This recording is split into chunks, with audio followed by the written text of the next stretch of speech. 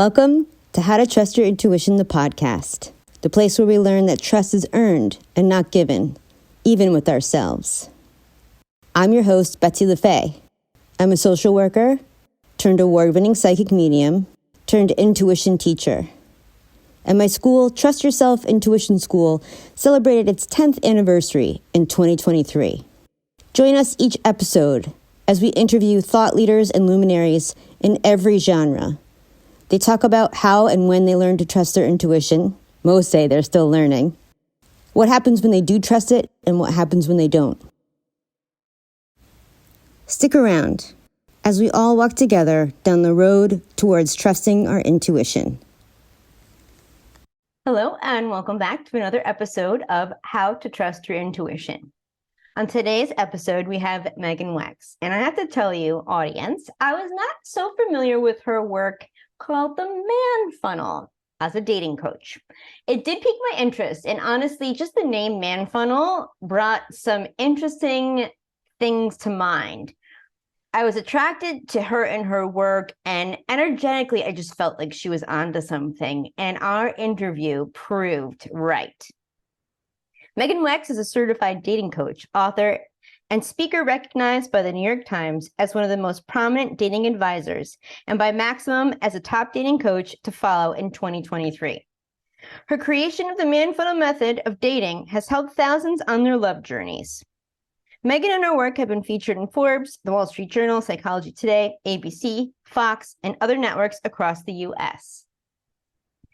You'll hear in our interview today about all of the amazing things that Megan is doing to help people find and possibly marry their soulmate quickly, and how it is in alignment with everything that I have been intuiting for people over the past 15 years. If you want to know about relationships and trusting yourself in relationships, this interview is for you. Enjoy. Well, without further ado, I welcome Megan to the show. Thank you so much for being here. Thank you so much for having me. Hi, everybody out there. I am authentically happy to have you here. It just feels like a joy already. And I have to say, countless people who have answered the regular 3 standard interview questions on this show have brought up times when they didn't trust themselves having to do with romance. And so having you on the show, we'll get to talk about that. But just so the audience is more familiar with you in your own words, could you share with the audience about you and what you do for them?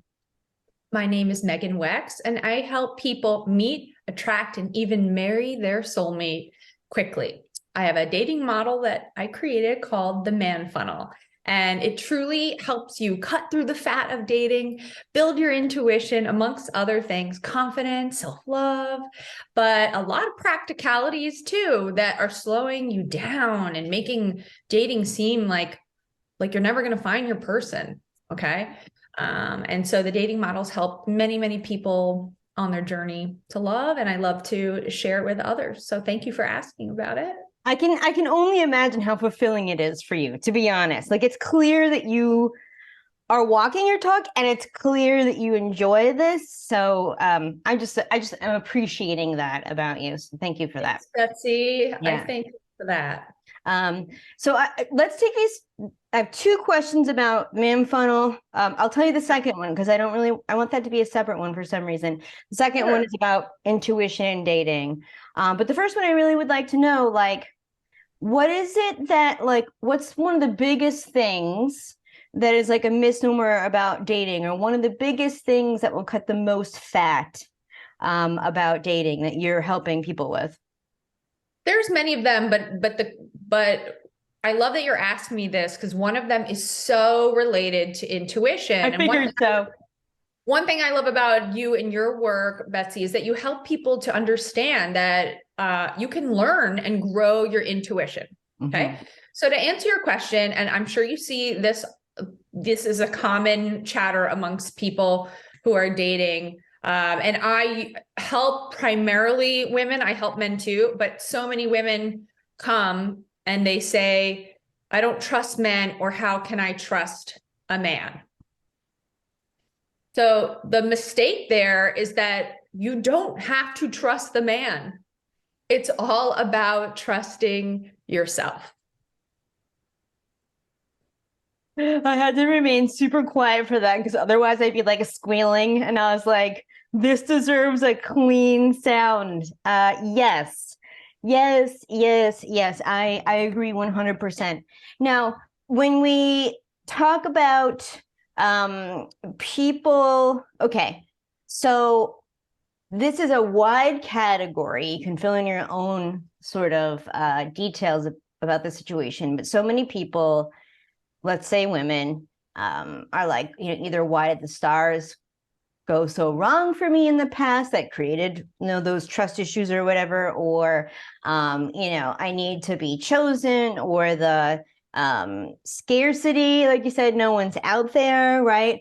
How let me tell you what I can see in my brain. I'm seeing this huge chasm that I believe can be sort of erased with a tiny little bridge or some, information that you're helping us with from where you are, which is exuding joy, and I am experiencing no lack, and it can happen quickly, and all of this to, and on the other side is where, you're helping people from, but it is so fraught with lack and negativity, especially if we're talking about women to men and men to women. But like, how do you address that? Again, we're talking about swaths, but I think it's important just because in my work, yes, I do help people through that, but it is the final frontier for people, trusting themselves, then trusting themselves within a relationship,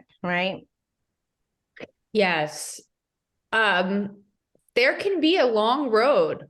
Okay. There can be a long road between this place of lack and getting into that abundant mindset. But what's so cool about my work is that I offer a lot of guidelines. Some call them rules. Okay. But these rules are made to be broken. Mm-hmm. And that's kind of confusing because some women come in and they're like, well, but you wanted me to not do this or not do that. But the thing is, I offer a construct, a dating construct with parameters and guidelines, because here's why. I want you to see external feedback immediately. I want you to start having better luck out there immediately so that you start like experiencing results, and then you start to internalize those results. So unfortunately, out there in the dating stratosphere, if you're getting rejected a lot and you're not having luck, what are you going to start thinking about yourself, Betsy? What are you going to start thinking? Well, you're going to think that you're not enough, and you're going to think that no one's out there. You're going to, exactly. You'll all think the good that ones are taken, external right? problem and an internal problem. You're going to think that, gosh, I must not be fill in the blanks, pretty enough, lovable, cool enough, or whatever. You fill in the blanks. And what I love to show people is that it's not about them, that they're perfectly lovable, but so much is like your process. Your process is a little effed up. And when we can tweak it, I can get in there and do my little magic and point out where we can cut corners and how your heart can shine and what you can say to get a better result, or how you can get more dates, or whatever it is, whatever the problem is. And we start fixing those little things. They start to realize that, oh gosh, maybe I am lovable. And this is how we slowly shift from that scarcity place to a little more abundance. And then to get it to even more abundant, we just keep applying more and more of the tools, these tools that I share that create magic. And then at the end, I call it, I can see when a woman is reaching what I call the state of Manfunnel flow, because her heart is shining, her aura is bright. She feels like love is inevitable. Like she knows if she keeps practicing this process that love is hers. And that's when I say, oh, you're going to meet someone soon. And they do. Again, like you can see, like you might be watching on YouTube, but most people listen. Like you can see I'm holding in the squeals the entire time we're talking. I know, I feel it. I mean, in what you just said, you started off talking about results, and when the results you were speaking about were the results that women get immediately when they start the tools. I was already thinking about results in terms of what you teach in the Manfunnel, because it's something that I feel like is one of the only logical, tried and tested tools to understand if someone's a charlatan or a cult leader, right? Something like that. Is what are the results in the people, right? And so I was already thinking about that with the Manfunnel. I was like, well, obviously, like there's so much results of like it being effective. And then you're talking about, and it's like, okay, great, this is amazing, because that's exactly what I think about in not only just my business, but when I'm teaching people in my school as well. This is, and that's where you start out. You're like, oh, you teach people that it's a skill and you can hone it. And with any skill, you have to have feedback, which is what you're talking about. And I see this a lot with other people who have schools or programs where this is where we need each other, that no one else is going to be seeing you and evaluating you in the most kind, compassionate way. And when you hit that sweet spot, they're going to see it with their third eye, basically, and being like, oh, it's going to happen, because you feel it inside. And when you get that confirmation from someone who's there specifically to be able to confirm that for you, that catapults you, I just got full body chills, to success, which is parallel in both of our programs. So I see it, I hear it, and I'm just like, I'm so happy for you and everyone that you're helping. So thank you. Thank you. Yeah, I'm feeling the emotional reaction too. And that's really part of it. That's just part of it. Yeah. The whole process. So when we talk about how did we learn to grow our intuition? It's when I learned to start trusting what my body was telling me. Yeah. Yeah. Yep.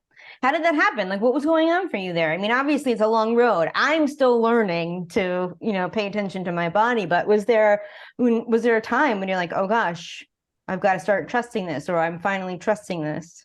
There was a really big one. Okay. Really big one for me, and I had already started learning some of this work where I was building my mind body connection up on my personal development journey, which was triggered by realizing that I was that common denominator in my failed relationships. And I needed to take that long look in the mirror and figure out what was going on. So when I started embarking on that journey, I was doing new things that were deeper in my body, and breath work and new communication and identification of these feelings, learning how to express them. Right. And, but it didn't mean that I really knew how to trust my body at that point, because it's still scary. So there was a time where I had this boyfriend, and he was really attractive, and he was probably the hottest boyfriend I ever had. Okay, Betsy. So I wanted it to work out for shallow reasons, but he ticked off a lot of the boxes. And when you're single, you know how it goes. So the thing is that there were things he would say and do where I would feel this. I felt, and I was on the phone with my mom one day, I was like, I feel like there's bricks laying on my chest with regard to this relationship. Yeah. But she didn't have the tools and I didn't have the tools. I ended up moving out of state, even though I had bricks, and moving in with this person.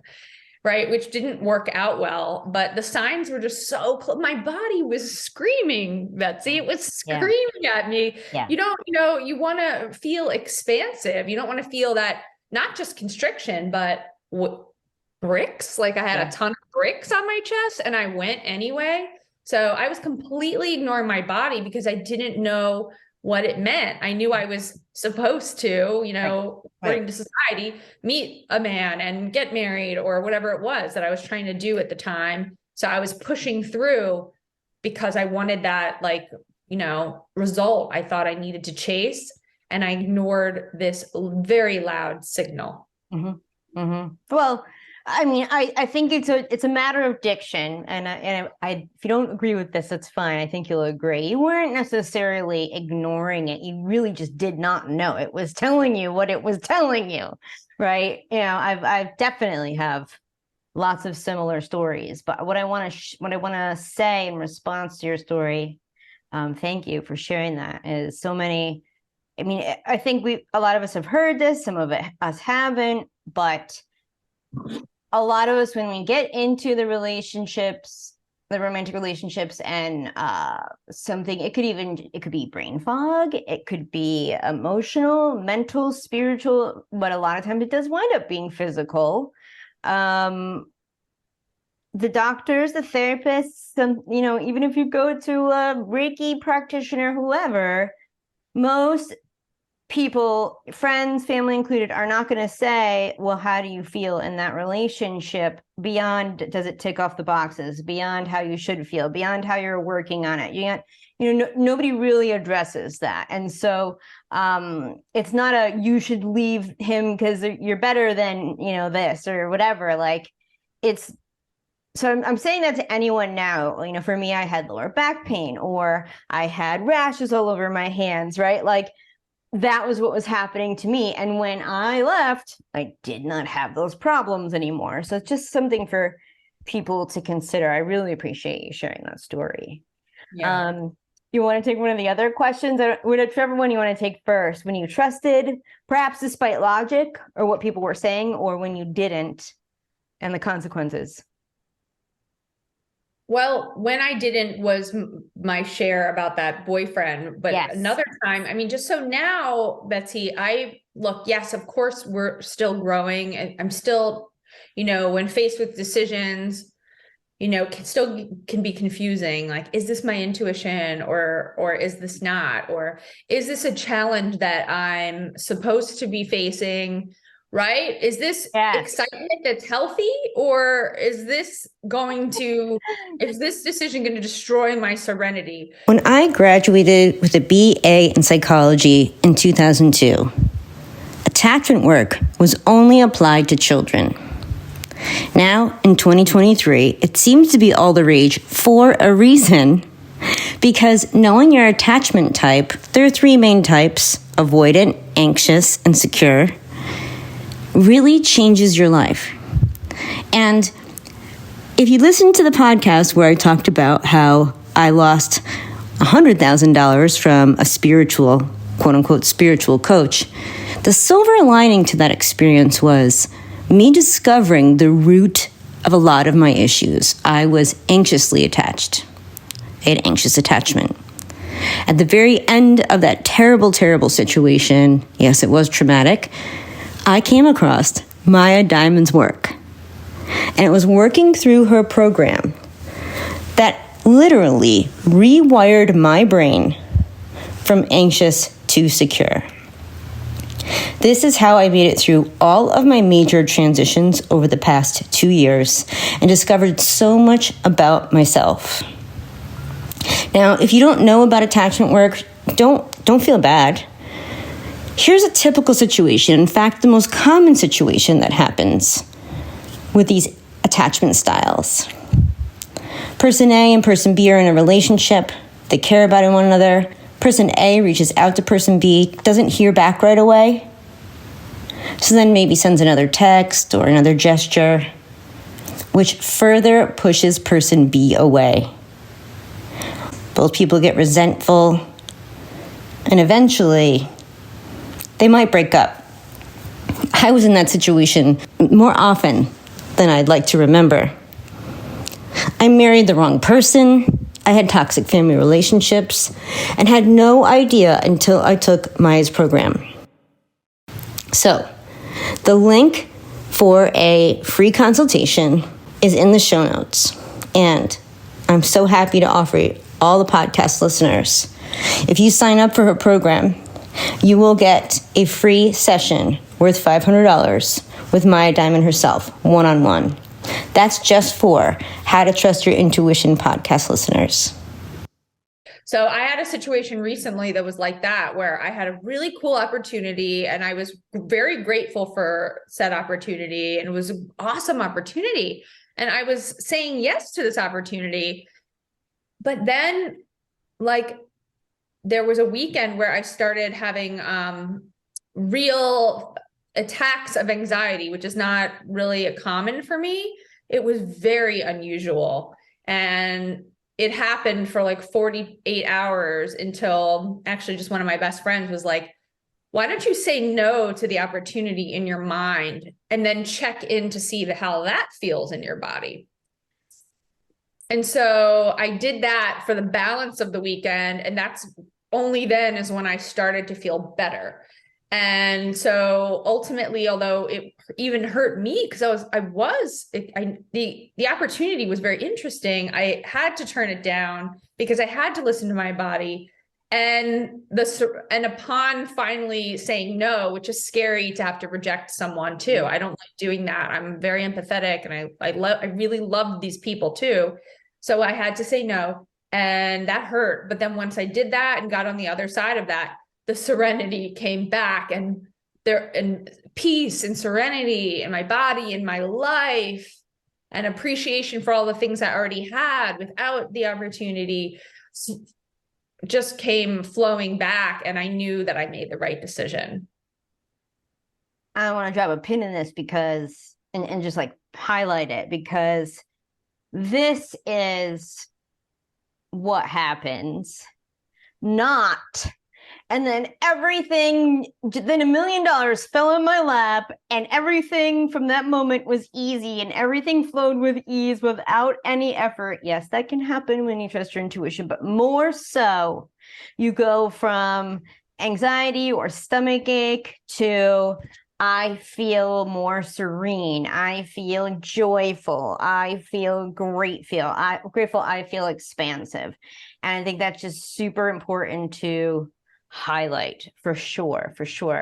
Real quick, just the other day, I was sitting down and inviting people to the podcast to do, and I was on a roll, and was like excited to invite certain people. Some people I met before, some people I haven't.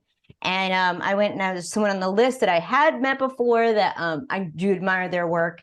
And my stomach just went wee, like without me knowing it. And I, not only being sensitive, I'm on the autism spectrum. So like sensory issues are big. And so I kind of thought like, oh, maybe my pants are a little bit too tight, even though they weren't. Like, and I was like moved them for a second. And then I was like about to invite this person, and my stomach just went like, it had to go to 10 quickly before I invited this person. I was like, oh, what if I don't invite this person? And I didn't, and the stomach ache went away immediately. Wow. Like, oh gosh. Okay.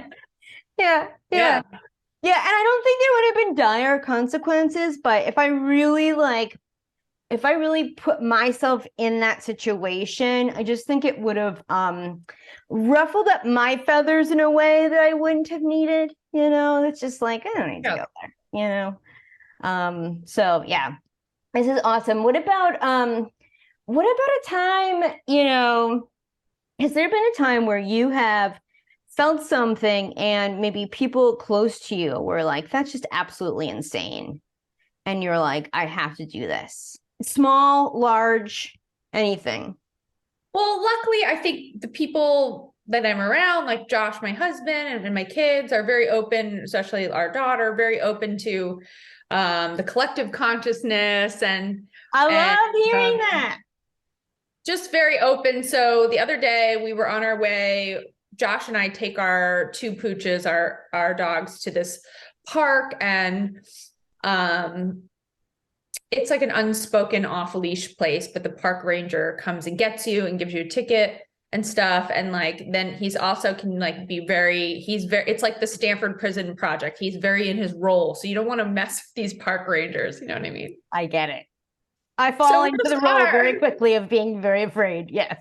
We're just on our way to the dog park, and I had a feeling in my body that was like, don't go park at the top. Like, we've got to park at the bottom. And then I was like, it was an undeniable feeling. So I thought I would play with it in my mind. I kind of did what we were just talking about, testing it. So I said, okay, so I'll just let myself park at the other place where he won't be. There's 2 entrances. And that felt open because I could like see if he's up there. I could figure it out. And the dogs could still run around a little bit. So then I played with myself again. I said, I wonder if this feeling's accurate. So I said, let me just think in my mind that we're going to go park up there and see how that feels. And then my body was like, no, no, no, he's up there. And so I was like, okay, cool. And I told Josh, and I was like, the ranger, I think, is up there. So let's park down here. And he didn't argue. He was like, okay, cool. And so we parked down below, and sure enough, we played down there and he was fully up there. We could see, his car and everything. And it's just cool when you start to trust your intuition, because I could feel his presence. I just didn't doubt myself. I played with it, right, a little bit, just to double check. Was I just having a little feeling, or is this a strong feeling? So I tested it, and it was a strong feeling, and it was accurate. So when you grow your intuition, you can use it for so many little things in your life. No, I absolutely love that example. And you literally just described one of my number 1 tools called Stop, Drop, and Roll. And I want to say, I mean, many people who are listening have done that tool. It's how to tell the difference between ego and intuition. The way you described it, you may not, I mean, for sure, but a listener may not know that when you were talking about it and you're like, oh, I played with it over in my head, and then I felt how it felt. It's so important to know that you went through the scenario in your head, and then you checked your body. You did not do a pros and cons. You did not go over the logic of if he isn't he, what are the hours? What are the chances? No, you played over the scenario in your head, and then you went to your body. So that's what Stop, Drop, and Roll teaches you, but you're able to do that because you're embodied. And of course, and fingers crossed, hopefully you would be leading the program that you're leading, right? So yeah, walking your talk, which I know. So that's an absolute beautiful, beautiful example. Yeah. Just very simple, but I didn't, I would love to know more about Stop, Drop, and Roll, but I think it's just cool that I was able to test it, throw it the other way. And then I just had this strong, and when you do that and you end up being right, obviously it makes you even more confident in your intuition. Then you can become overconfident sometimes, but I think still just understanding the messages that your body is sharing with you is just going to make you such a person who feels so much safer in the world and in your own skin. Yes, I'm definitely an example of that. I know that over time, in my life, I've had to create my own sense of security in extreme ways. Like in a sense, that's everyone's job to do. But I remember I was in a place where it was like, I might be sort of nomadic for a while, right? Like I might be like in van life, living life and going to these woods and all these things. And I was like, I can't be camping out in the middle of nowhere and be terrified and not trusting my intuition. And so because of that, I would start to, open up to things and play with things. And now I'm at the point, but again, I've been doing this professionally for 15 years, right? Like, now I'm at the point where like it's pretty wild, knowing things and sensing things and all of that. But I'm not exaggerating, Megan, when I say what you described is you literally did it. Stop what you're doing, drop into your body, and roll with what your body is doing, right? So, but most people, it just is the same way as maybe you in your life, I would be assuming, but most people in their lives did not come to this fully embodied, right? So if you're not embodied or you don't know what embodiment is, or you're still working on it, like you can't do that Stop, Drop, and Roll like that and trust it, because you have to get into your body. And as we know, trust takes time. So that's why I said, like, you just gave such a beautiful example. But I love your example too, because when you think about intuition, you don't think about, okay, I'm going to be alone in the woods and how it affects you when you trust your instincts versus when you don't. Like, I imagine not being embodied must create so much more lack of clarity just in your life in so many ways. So having, a teacher and in your school, having, if someone's on the fence and they're trying to figure out if they should take the next steps to work with you and go through this kind of experience, you're going to get so much more out of it than what you're even seeking it for. You're all ready for your vacation. It's really hectic getting here, but you're seated in your airplane seat, looking out the window, and you hear the pilot come on the intercom. Good day, everyone. It's a beautiful day outside, 71 and sunny. As you're aware, to get to where we're going, we need to fly over that mountain range, and sometimes there can be a little bit of turbulence. I'm about 80% sure we'll get there safely. So buckle up, relax, and enjoy your flight. I know that sounds like an absurd situation, but when I put this in context of trusting yourself and trusting your intuition, and I ask people on a scale of 1 to 10, 10 being the most, how much do you trust yourself? 8 is a very high score when asking people. So if you fall on a 2 to 4 range, you're totally not alone. Now picture this other scenario. You're out to lunch with a friend, and the friend says that they've been having a really difficult time learning French. You ask the logical question, are you taking a class? And their answer is, well, I'm taking Spanish. Guess what?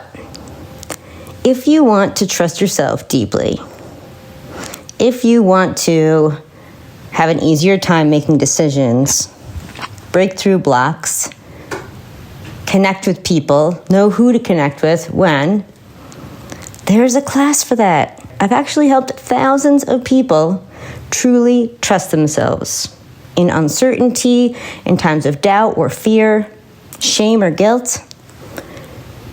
And I have a free masterclass called Intuition 101, How to Trust Yourself in Uncertain Times, that will tell you everything you need to know in order to learn to trust yourself. The link is in the show notes. However, you can also go to howtotrustyyourintuition.com, all spelled out.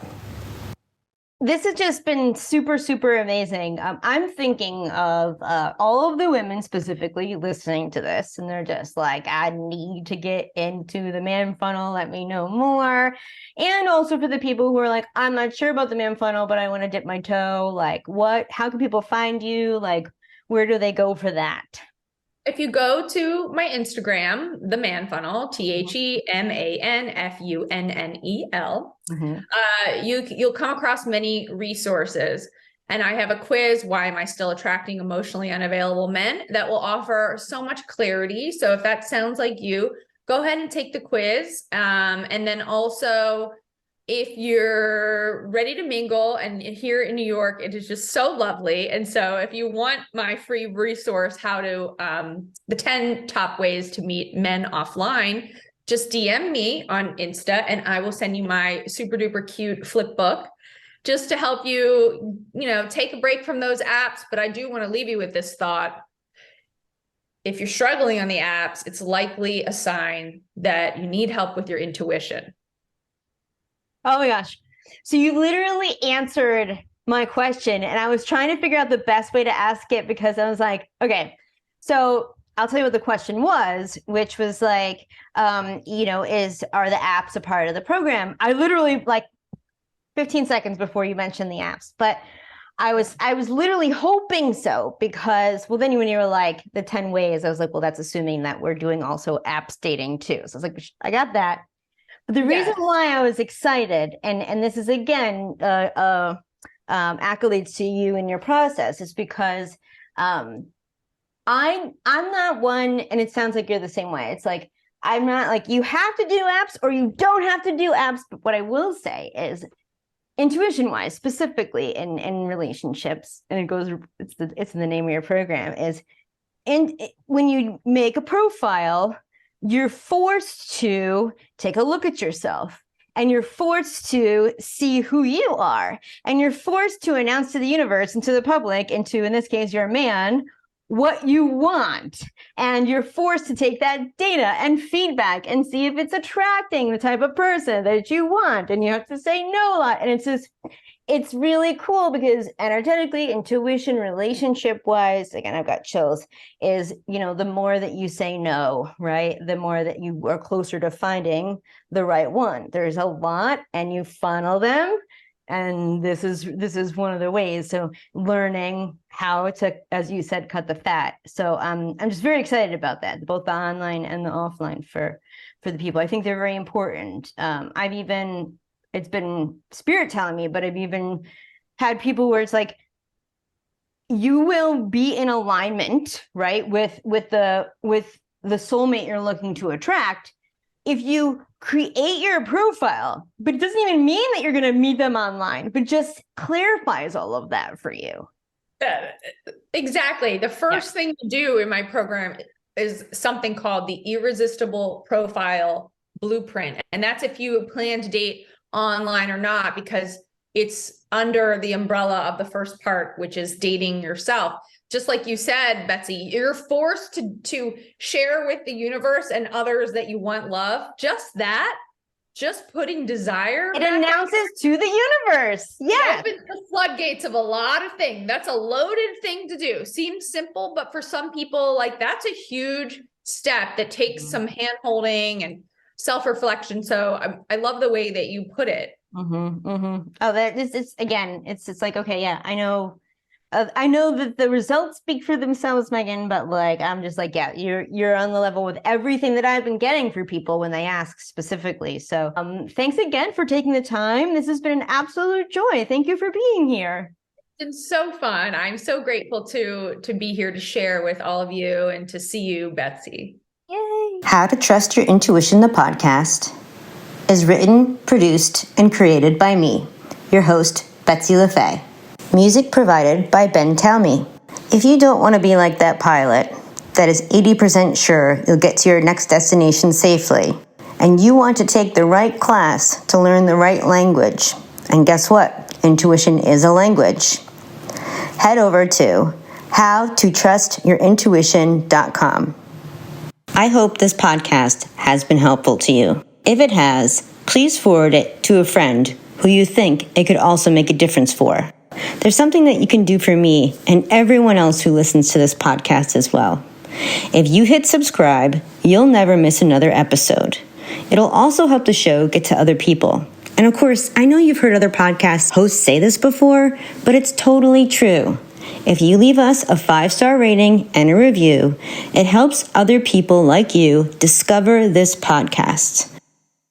We all need to learn to trust our intuition. So, hit subscribe, give us a 5-star review, and write a little blurb while you're there. Your intuition will thank you.